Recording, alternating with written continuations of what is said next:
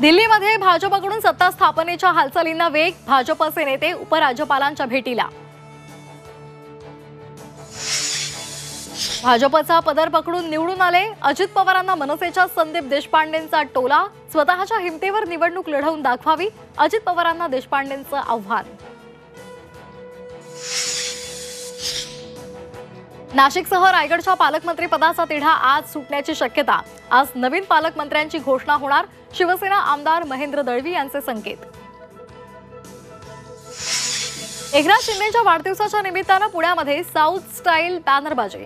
Unstoppable leader, mission tiger बॅनरवर मजकूर लिहत कार्यकर्त्यांकडून शुभेच्छा। 3 तासात केलेल्या हत्येच्या तपासासाठी एवढे दिवस का लागतात?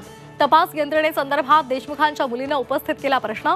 आम्हाला न्याय द्या, वैभवी देशमुखची मागणी।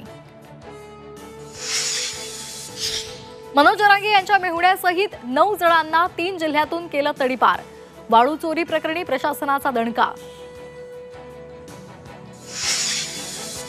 छत्तीसगडमध्ये सुरक्षा दलांची मोठी कारवाई, चकमकीमध्ये 12 नक्षलवादी ठार, 2 जवानही शहीद, मोठ्या प्रमाणात शस्त्रसाठा जप्त।